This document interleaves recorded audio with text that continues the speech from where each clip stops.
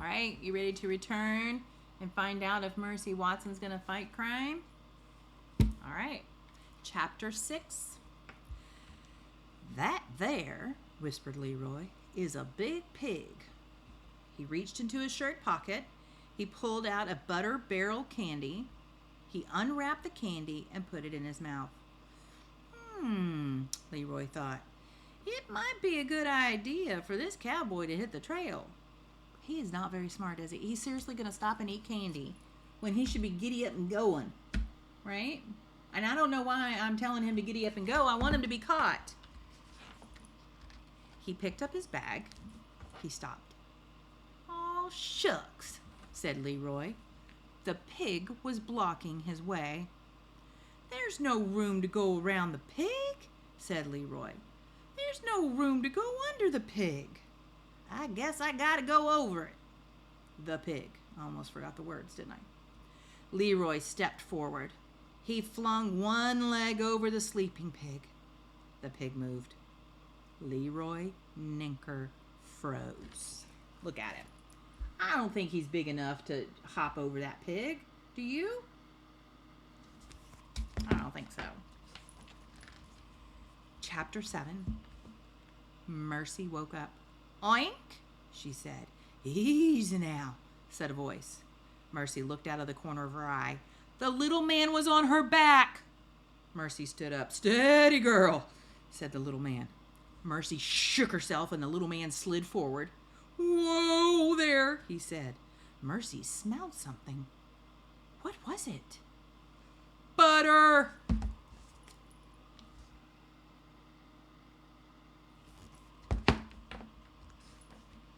Mercy looked around the kitchen. No bread, no toaster, but she definitely smelled butter. Maybe someone next door was making sugar cookies. "Oink," says Mercy. She galloped out the front door. She galloped toward the Lincoln sisters' house. "Yippee-yi-yo!" shouted Leroy Ninker. "Away we go!"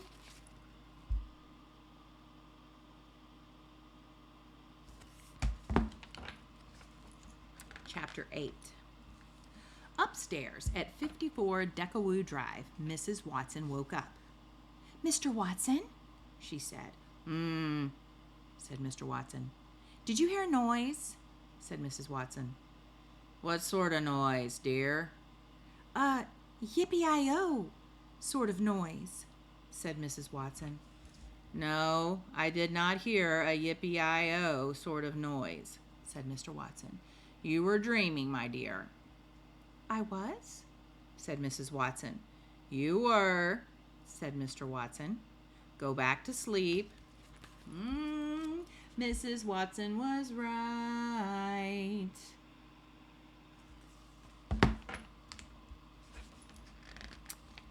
Mrs. Watson got out of bed.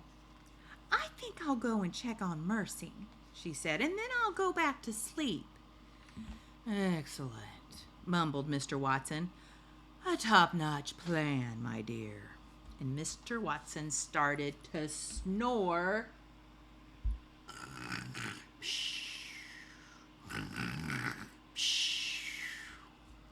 Can you make a good snoring noise? Do you like mine, or do I need to work on my snore? Chapter 9. Inside the Lincoln sisters' house. Oh, my pity's sake, look at them.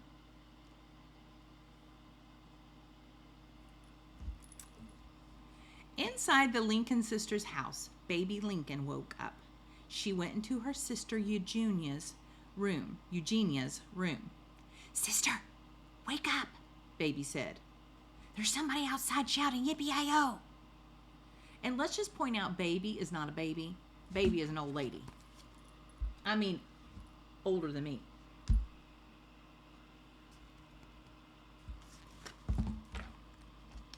Yes, she's older than me. Don't you question that. "Did you have pie before bed again?" asked Eugenia. "I did not," said baby. "I think you did," said Eugenia. "I did not," said baby. "Go back to your room immediately," said Eugenia. "Yes, sister," said baby. Baby went back to her room. She got into her bed. she heard another yippee-i-o. "Oh dear," said Baby. "I wish I hadn't eaten that pie." "It's not the pies, Baby. You're hearing it for real."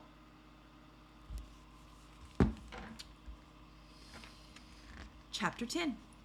"Yippee-i-o! Baby!" shouted Eugenia. "Come back here immediately." Baby got out of bed. She went into Eugenia's room. "Yes, sister?" said Baby. "Did you hear that noise?" said Eugenia. "Was it a yippee-i-o, sister?" "It was," said Eugenia. "You're dreaming," said Baby.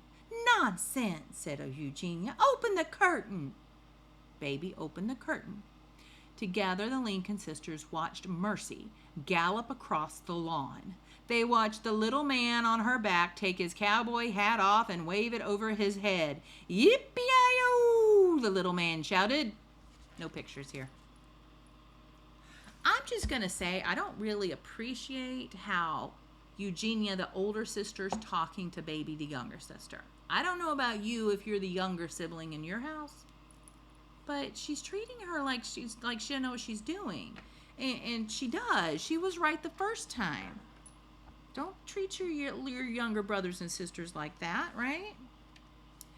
"That pig is disturbing the peace," said Eugenia. "And so is the cowboy riding her. I'm calling the police." "Oh, sister," said Baby, "are you sure it's not a dream?" "It's a nightmare," said Eugenia. "That's what it is." Look at Mercy. Look at Mercy. All right, that's the end of chapter 10.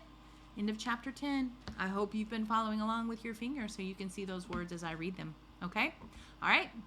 Later.